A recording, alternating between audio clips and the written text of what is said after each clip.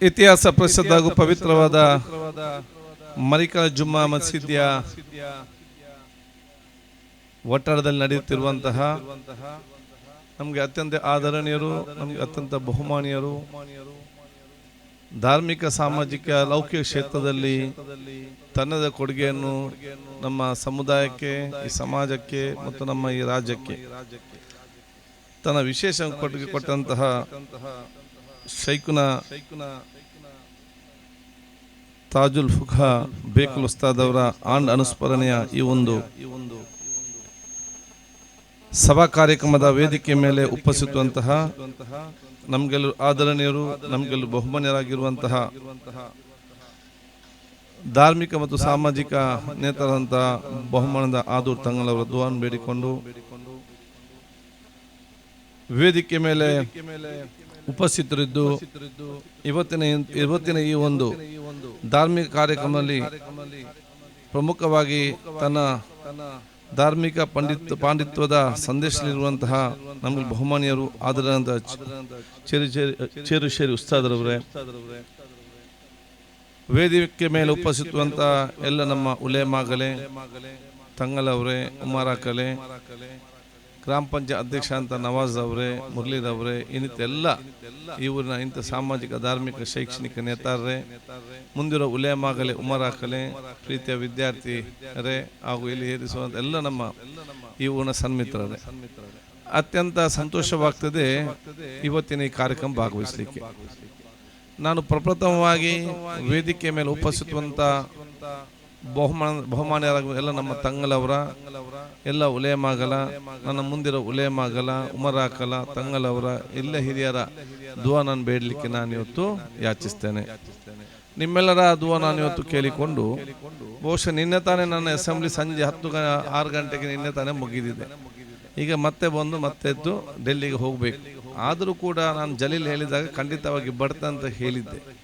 ಯಾಕಂತ ಹೇಳಿದರೆ ನಮ್ಮ ಸಮುದಾಯಕ್ಕೆ ಮತ್ತು ಸಮಾಜಕ್ಕೆ ದೊಡ್ಡ ಬಹುಕಾಲಕ್ಕೆ ತಮ್ಮ ಜಿಲ್ಲೆ ಮಾತ್ರ ಅಲ್ಲ, ಕೇರಳದ ಜಿಲ್ಲೆಗೆ ನಾವು ಬೇಕಲ್ಲ ಹತ್ತಿರಲ್ಲೂ ಕೂಡ ಇವತ್ತು ಚಿರಪರಿಚಿತರಾಗಿದ್ದುಕೊಂಡು ಧಾರ್ಮಿಕ ಪಾಂಡಿತ್ಯದಲ್ಲಿ ಯಾವ ರೀತಿ ಯಾವ ಸಮಸ್ಯೆ ಹೇಗೆ ಬಗೆಹರಿಸಬಹುದು ಅಂತ ಹೇಳಿ ಎಲ್ಲರಿಗೂ ಕೂಡ ಆತ್ಮವಿಶ್ವಾಸ ಮತ್ತು ಸ್ಪಷ್ಟವಾದ ಒಂದು ಸಂದೇಶ ಕೊಡ್ತಿದ್ದಂತಹ ಬೇಕಲ್ ಉಸ್ತಾದ್ ಅವರ ಕೊಡುಗೆ ಈ ಪ್ರದೇಶ ಮಾತ್ರ ಅಲ್ಲ, ನಮ್ಮ ಉಡುಪಿ, ಮಂಗಳೂರು, ಚಿಕ್ಕಮಗಳೂರಿಗೆ ಮಾತ್ರ ಅಲ್ಲ, ಪಕ್ಕದ ಬೇಕಲ್ಗಿಂತಲೂ ಎಲ್ಲ ಕಡೆಗೆ ಅವರ ಪಾಂಡಿತ್ಯದ ಧಾರ್ಮಿಕ ಪಾಂಡಿತ್ಯದ ಕೊಡುಗೆ ಬಹಳಷ್ಟು ಇದೆ ಅಂತ ಹೇಳಲಿಕ್ಕೆ ನಾನು ಇವತ್ತು ಬಯಸ್ತೇನೆ. ಅಂತಹ ಮಹಾನ್ ವ್ಯಕ್ತಿಗಳ ಈ ಕಾರ್ಯಕ್ರಮ ಭಾಗವಹಿಸಿಕೊಂಡು ಅವರ ಅನುಸ್ಮರಣೆ ಕಾರ್ಯಕ್ರಮದಲ್ಲಿ ಬಹುಶಃ ನಾವು ಕೂಡ ಆ ಒಂದು ದುವಾ ಪಡಿಬೇಕೆಂಬ ಇಚ್ಛೆಯಿಂದ ನಾನು ಇವತ್ತು ಇಲ್ಲಿ ಬಂದಿದ್ದೇನೆ. ಆದಾಗ ನನಗಿಂತ ನಿಮ್ಗೆಲ್ಲರಿಗೂ ಕೂಡ ಬಹಳ ಚೆನ್ನಾಗಿ ಇವತ್ತು ಗೊತ್ತಿದೆ.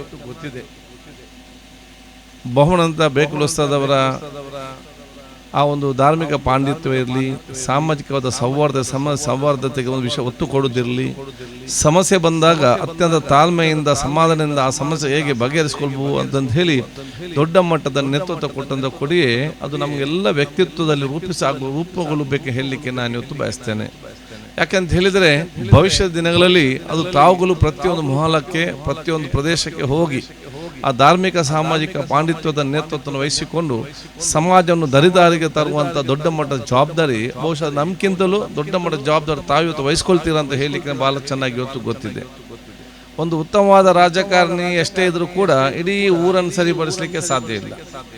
ಅದನ್ನು ಅತ್ಯುತ್ತಮವಾದ ಉಲೇಮಾಗಲು ಮತ್ತು ಅತ್ಯುತ್ತಮವಾದ ಒಂದು ಭವನದ ಖತೀಬ್ ಅವರು ಮತ್ತು ಇಂತಹ ಸಾಮಾಜಿಕ ಧಾರ್ಮಿಕ ಪಾಂಡಿತ್ಯದವರು ಅವ್ರ ನೇತೃತ್ವವನ್ನು ವಹಿಸಿದಾಗ ಇಂಥದ ಊರು ಯಾವುದೇ ರೀತಿ ಬದಲಾಗುವಂಥ ಎಲ್ಲವೂ ಕೂಡ ನಮ್ಮ ಕಣ್ಣಲ್ಲಿ ನಾವು ಇವತ್ತು ಕಂಡಿದ್ದೇವೆ. ಸಮಾಜವನ್ನು ಅತ್ಯಂತ ಸತ್ವಾಗಿ ಬೆಳೆಸುವಂಥ ಎಲ್ಲ ಶಕ್ತಿ ಬಹುಶಃ ಇತ್ತು ಅಲ್ಲಾಹ್ ತಾಲಾ ನಿಮ್ಮ ಕೈಗೆ ಒದಗಿಸಿ ಕೊಟ್ಟಿದ್ದಾರೆ. ನನಗೆ ಉದಾಹರಣೆಗೆ ಯಾವಾಗಲೂ ಹೇಳ್ತಾ ಇರ್ತೇನೆ, ಬಹಳಷ್ಟು ಉದಾಹರಣೆಗಳಿದೆ.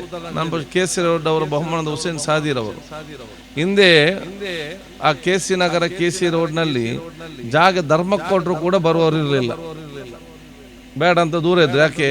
ಅಲ್ಲಿ ಒಕ್ಕರ್ ಸಾರಿ ಆವತ್ತಿನ ಕಾಲದಲ್ಲಿ ನಾವು ಸಣ್ಣದಿರುವಾಗ ಅಲ್ಲಿ ಬೇರೆ ಬೇರೆ ಪರಿಸ್ಥಿತಿಗಳು.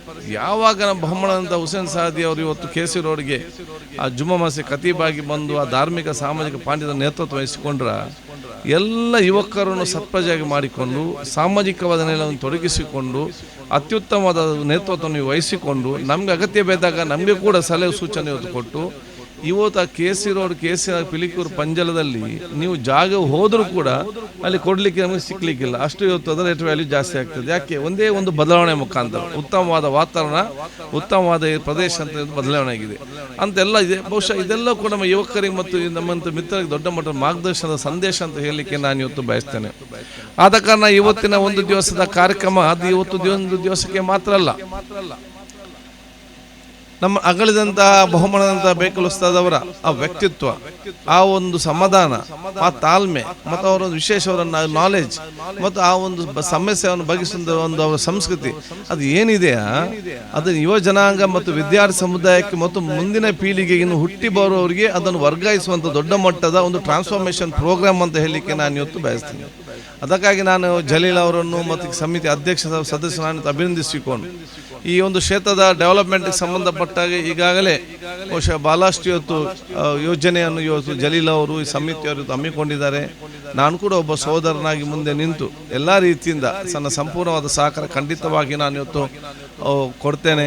ನನಗೆ ಬಹುಶಃ ಇವತ್ತು ಎಲ್ಲ ಹಂತ ನಮಗೂ ಕೂಡ ಎಲ್ಲ ರೀತಿಯ ಸಹಕಾರ ಎಲ್ಲ ಸಂದರ್ಭದಲ್ಲಿ ಕೂಡ ಮುಂದೆ ನಿಂತು ಆ ಸ್ಪಷ್ಟವಾದ ಆ ಒಂದು ದಿಟ್ಟತನದ ಮತ್ತು ನುಷ್ಠುರವಾಗಿ ನೇರ ನುಡಿಯಾಗಿ ಆ ಒಂದು ಸಮಾಜಕ್ಕೆ ಒಲಿತನ ಯಾವುದಿದೆಯೋ ಅದರ ಬಗ್ಗೆ ಸ್ಪಷ್ಟವಾಗಿ ಆ ಸಂದೇಶ ಕೊಟ್ಟಂತಹ ಆ ಬೇಕಲ್ ಉಸ್ತಾದವರ ಮಾರ್ಗದರ್ಶನ ನಮಗೆಲ್ಲರಿಗೂ ಕೂಡ ಬಹುಶಃ ನಮ್ಮ ವ್ಯಕ್ತಿತ್ವ ರೂಪಿಸಿಕೊಂಡು ಅವಕಾಶ ಆಗಲಿ ಅಂತ ನಾನು ಇವತ್ತು ಕೇಳಿಕೊಂಡು ನಾನು ಮತ್ತೊಮ್ಮೆ ಈ ಒಂದು ಜುಮಾ ಮಸೀದ್ ಅಧ್ಯಕ್ಷ ಜಲೀಲ್ ಅವರಿಗೆ, ಈ ಊರವರಿಗೆ, ಎಲ್ಲ ಉಲೇಮಾ ಉಮರಾಕಲ್ನ ಶುಭಾಶಯ ಸಲ್ಲಿಸಿ ನಿಮ್ಮೆಲ್ಲರ ದುವಾ ನಾನು ಇವತ್ತು ಕೇಳಿಕೊಂಡು ಸ್ವಲ್ಪ ಬೇಗ ಹೋಗಲಿಕ್ಕೆ ಅನುಮತಿ ಕೇಳಿಕೊಳ್ಳುತ್ತಾ ಬಹುಶಃ ಇವತ್ತು ಲೈಬ್ರರಿಗೆ ಸಂಬಂಧಪಟ್ಟಾಗ ಇವತ್ತು ಬಹುಶಃ ಒಂದು ದೊಡ್ಡ ಮಟ್ಟದ ಕನಸು.